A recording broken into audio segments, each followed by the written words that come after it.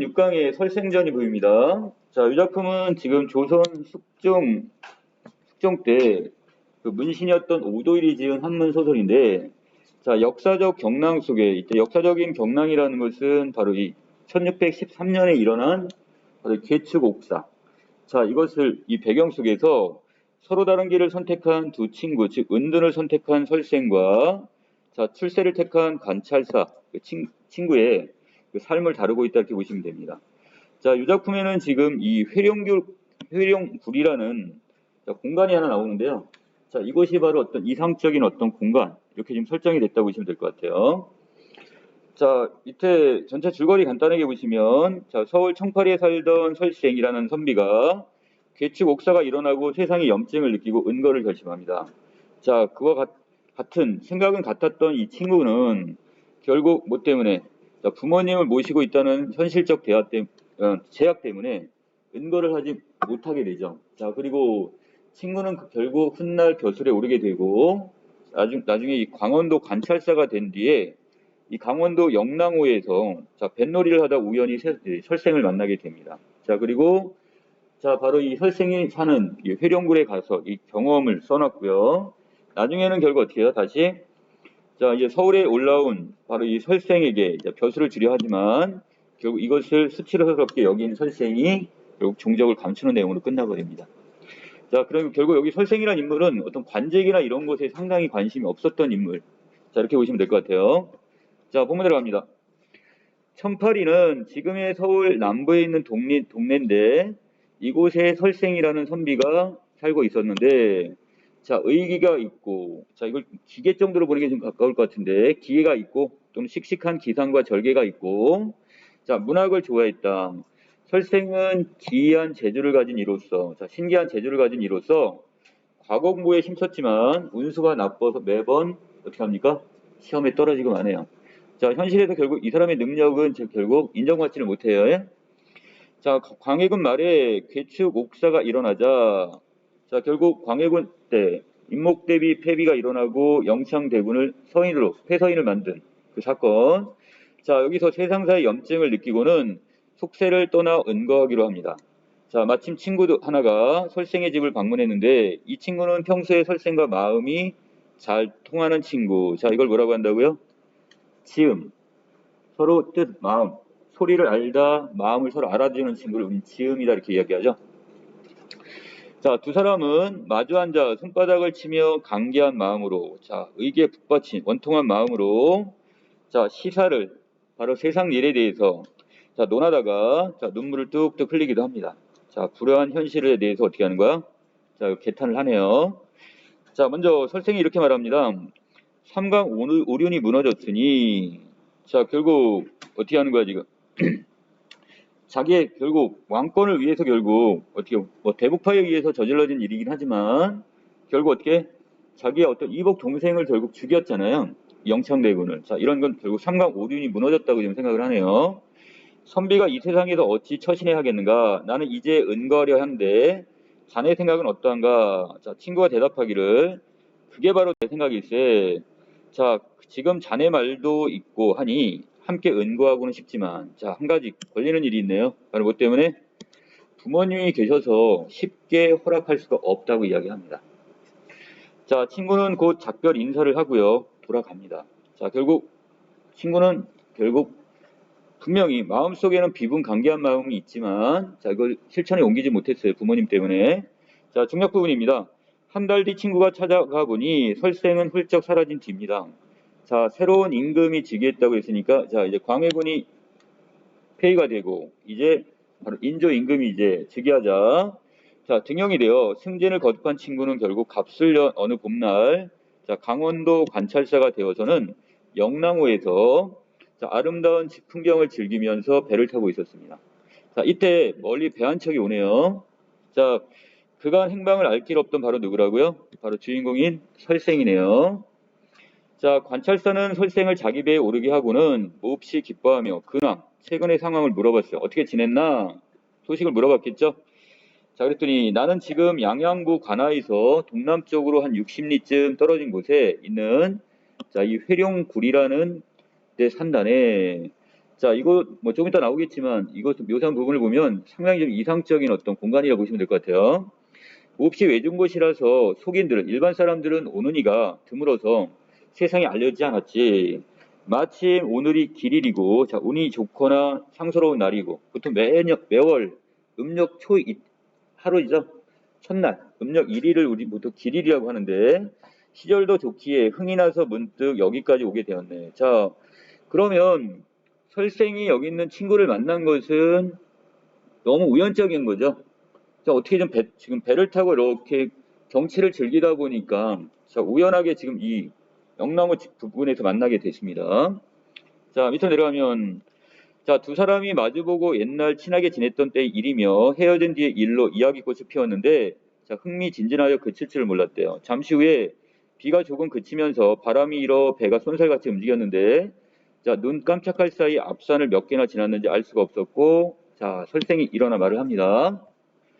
내가 사는 곳이 바로 여기에서 그리 멀지가 않네. 자, 땅으로 걸어가면 한 수십 리, 자, 10리가 한 4km니까 수십 리 정도면 한 2, 30km 정도 되는 것 같아요. 자, 되고, 자, 순풍이 불면, 자, 잔잔한 바람이 불면, 자, 배를 타고 한 반나절이면 갈 수 있는 거리래요. 자, 예전에 나에게 자, 평생 좋은 벗으로 지내며 서로 잊지 말자고 했으니 한번 들러 주었으면 하네. 자, 지금 어떻게 절친한 친구로서 어떻게 제안을 하는 거죠? 어디로 오라고. 한번 지금 내가 거처하는 이 회룡굴에 갈 생각이 있나 이렇게 지금 제안을 했어요. 자, 이때 관찰사가 좋다고 하고 배를 재촉하여 설생과 함께 떠났는데 자, 해가 뉘엿뉘엿 저물어 갈 즈음에 육지에 이르렀습니다. 자, 그러면서 자, 관찰사는 말과 따르는 사람들을 물리치고는 종들로 하여금 가마를 매게 하고 숲이 우거진 골짜기로 들어갑니다. 자, 그곳에 이제 대한 바로 회룡굴에 대한 묘사입니다. 자, 험한 길을 힘들게 몇 리를 가니 거기에 푸른 벼랑이 우뚝 서 있고 자, 거기에 여러 가지 기기 묘묘한 자, 이런 어떤 모양들이 보이고 바위들이 자, 높이가 수십 길은 되어 보였으며 가운데가 좀 벌어져 있었대요. 벼랑을 둘러싸고 좌우로 칼칼 물이 쏟아지며 물과 바위가 부딪히는 소리가 메아리 쳤고 벼랑 앞에는 문이 하나 있었는데 자, 문 입구에 뭐라고 쓰여있대? 자, 회룡굴이라고 쓰여있고 자, 문 앞으로는 돌길이 구불굴 오른쪽으로 가파르게 나 있는데 좁고 험해서 새들이 다닐 수 있을 것처럼 보였다 했으니까 자, 그래서 여기까지가 바로 이 해룡굴에 대한 어떤 되게 좀 신비로운 이상적 공간에 대한 묘사라고 보시면 될 것 같아요. 자, 두 사람은 벼랑이 벌어진 곳을 지나 칡 덩굴을 붙잡거나 등나무에 매달려 앞으로 나갔대요. 좀 험하네요. 자, 어깨를 구부려 회룡굴 안으로 들어갔다. 그랬더니 거기 바로 이곳이 자, 설생이 거처하는 집이 나왔네요. 자, 굴 안은 터가 넓어 집 100여 채가 들어설 만한데 상당히 넓은 거네요. 그 굴 안이. 자, 집들이 질비하게 늘어서 있고 토지가 비옥합니다. 되게 기름졌대요. 자, 물에서는 물고기를 잡고 산에서는 산나무를 채취할 수 있었으며 자, 갖가지 나무가 많이 자라고요. 아마도 옛사람이 일컬었던 자, 도원, 자, 무릉도원이나 자, 귤주. 자, 이렇게 되게 비옥한 땅이라는 뜻입니다. 자, 바로 이런 곳이라 생각이 들었대요. 자, 그래서 이때 자, 설생이 관찰사를 지금 인도에서 자, 자기 친구를 인도에 마루 위에 오르게 하고는 아이를 불러가지고 자, 말합니다. 자, 여긴 다른 사람들도 살고 있네요. 채소를 담아내거라. 관찰사가 먹어보니 맛이 단박하고 달아서 자, 속세의 맛과는 전혀 딴판인 자, 어떤 환상적인 어떤 회령길의 어떤 성격이 드러나는 부분. 이었고 두 사람은 아름다운 나무글에 앉아가지고 자, 있기도 하고 물가에 고기를 잡기도 하고 숲속을 거니기도 하고 연못을 산보하기도 합니다. 자, 물고기와 새들은 사람을 두려워하지 않았다고 했으니까 자, 결국 이곳은 자연과 그다음에 인간이 서로 이렇게 조화를 이루는 공간인 것 같아요. 자, 구름과 안개가 마음을 즐겁게 했고 자, 산봉우리와 수석에 나무나 그다음에 돌들이 바위의 그 괴이하고 웅장한 모습이 사랑스럽고도 볼만했대. 자, 아침 저녁으로 천만 가지 변화 무쌍한 모습을 보여주니 셈을 잘하는 사람이라도 그 모습이 몇 가지로 변한지 헤아릴 수 없을 지경이라고 했으니까 자, 이 회룡굴의 안팎의 풍경이 어떻게 되는가 시시각각으로 계속 변한대요 지금. 자, 관찰사는 기쁜 마음에 돌아갈 것을 잊고 며칠 여기서 머뭅니다. 자, 그리고 나중에 떠날 준비를 하고 자, 작별 인사를 하며 설생에게 농담을 하나 전냈어요. 자, 무슨 농담? 자, 산수, 경치가 이렇게 맑고 귀한 곳에 사는 것이야. 은자들이, 자, 보통 이 자연에 묻혀 사는 사람들을 우리는 은자라고 하죠. 자, 이제 본래 그렇다지만 자네는 그곳에, 자, 여기까지는 동일하네요, 지금. 다른 은자들도 자연 속에 묻혀 사는 건 자네나 은자나 동일하지만 자네는 근데 집도 있고 그다음에 뭐도 있대요? 부유하니 자, 이렇게 산속에 살면서 어찌 이렇게 될 수 있단 말인가. 자, 다른 은자들은 갖추지 못한 게 바로 뭐야? 자, 집을 가지고 그다음에 부유하게 지낸 것까지는 은자들이 같이 갖추고 있지 않단 말이야. 자, 그래서 이렇게 농을 던졌어요. 그랬더니 자, 설생이 웃으면서 뭐라고 얘기하냐? 내가 논일며 오가는 곳은 여기뿐이 아니세. 자, 세상을 벗어나 살게 된 뒤로는 내키는 대로 산수를 유람하다가 자연을 여기저기 유람하다가 다니는 것을 몹시 좋아해서 하루도 안 다닌 적이 없지. 자, 서쪽에 속리산, 그 다음에 북쪽에 묘양산, 남쪽에 가야산, 지리산. 자, 여기 다 다녀봤대요.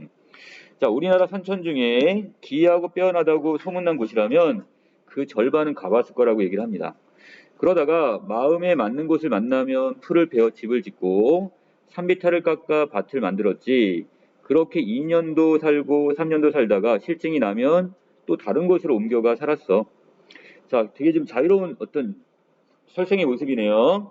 이런 까닭에 내가 있었던 거처 중에 산이 기이하고 물이 아름다우며 밭이 넓고 집이 좋기가 여기보다 이 회령굴보다 10배나 더한 곳도 여러 군데나 있다네. 다만 세상 사람이 모를 뿐이지 그랬습니다. 자, 그러면 아까 친구가 뭐라고 좀 용을 던졌냐면 아니 은자들 같은 경우는 이런 자연 속에 묻혀 사는 건 자네가 똑같은데 자네는 그래도 되게 풍족하게 사네 이렇게 이야기했단 말이야. 자, 그랬더니 자, 거기다 뭐라고 대답하냐? 내가 지금 이 전국 방방곡곡에 이름난 경치 있는 곳은 다 다니네. 자, 그런데 그 가는 곳마다 자기가 경치가 아름다운 곳에다가 이렇게 집을 지어놓고 밭을 일구고 이렇게 산대요. 자, 그러다 보니까 어떻게 여기저기에 어떻게 이렇게 세상 사람들이 모를 뿐이지 자, 풍족하게 지낼 만한 곳은 많다 이렇게 얘기를 하고 있어요. 자, 관찰사가 그 말을 듣고 기이하게 여기며 오래도록 탄식을 했고 관찰사는 이별을 기념하여 자, 시 한 편을 지어 설생에게 줍니다. 그리고 이렇게 얘기를 합니다. 자, 훗날 서울로 나를 찾아와 주게 자, 이렇게 약속까지 했습니다. 자, 그리고 3년이 지난 다음에 설생이 서울에 가 관찰사를 찾았어요. 그 이유는 뭐 때문에? 자, 약속을 했으니까 한 번 정도 방문하면서 자, 그래서 이렇게 자, 지금 친구를 방문을 했어. 다른 어떤 특별한 이유는 없습니다. 그냥 약속이기 때문에 갔을 뿐이야. 관찰사는 마침 2조 판서로 되었는데 자, 상당히 지금 높은 벼슬까지 올라갔네요. 설생에게 벼슬을 주고자 했고 자, 그렇지만 설생은 그것이란 바로 자기에게 벼슬을 주려 한 그것이 너무 자, 부끄럽다고 여겨서 세상으로부터 달아나 다시는 나타나지 않았대요. 자, 그렇다면 설생은 어떤 인물이에요? 관직에 대한 욕심이 있다 없다? 전혀 없는 인물이라고 보시면 되겠죠. 자, 그래서 그 뒤에 관찰사가 예전에 갔던 회령굴이란 곳에 다시 가봤지만 그곳은 이미 폐허가 되어 버려 있었고 자, 설생이 어디로 갔는지는 알 길이 없었다 그랬으니까 자, 맨 마지막 부분에서는 어떤 결말? 자, 미완의 결말 구조.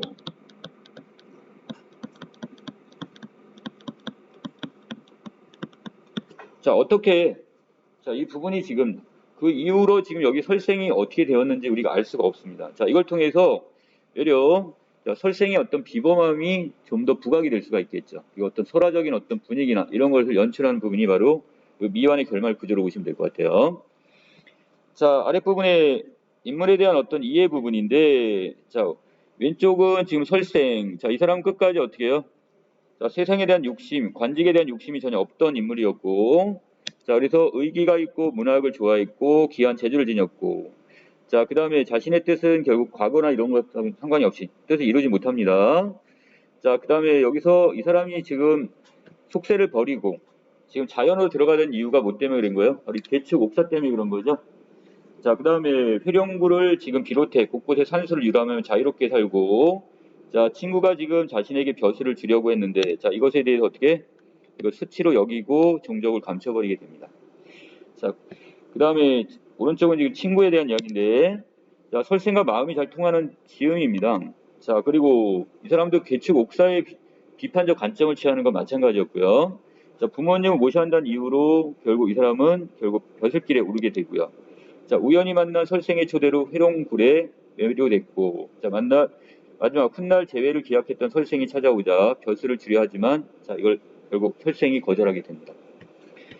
자, 포인트 2번에 가시면, 자, 여기 청파리부터 해가지고 결국 이 공간과 여기에 따른 어떤 서사적 흐름에 대한 이야기인데요. 자, 청파리 부분에서 결국 설생이 결국 은거를 결정하게 되는 공간이 되고, 자, 영랑호에서 결국 오랜만에 우연히 다시 상봉, 재회를 하게 되죠. 자, 그리고 이 회룡굴이란 곳은 바로 설생이 지금 사는 공간으로서 신비한 탈속의 공간으로 보시면 될 것 같아요. 자, 다시 서울에 올라왔지만, 자, 친구와 지금 서로 생각이 달라가지고 갈등이 빚어집니다. 관직에 대한 갈등이었죠. 자, 회룡굴은 다시 나중에 가봤더니, 자, 그곳은 이미 폐허가 돼버렸다고 했으니까, 자, 그곳은 예전에 어떤 신비롭고 탈속적 공간이었다면 마지막은 결국 폐허가 된 공간으로 바뀌어버렸습니다. 자, 그 다음에 이 밑에 설생 이야기라고 해서 야단 부분인데, 자, 거의 유사한 내용이 지금 담겨 있다고 하고요. 바로 이때 이 야담에 따르면 설생의 친구인 관찰사는 바로 누구? 오도일의 조보인 오윤겸으로 보면 될 것 같고요. 자, 그 다음에 밑에 이 벼슬길로 나아가는 삶과 그 다음에 이 속세, 자연 둘 중에서 결국 이 조부인 오윤겸도 결국 뭐를 선택하게 돼요? 자, 벼슬길을 선택하죠.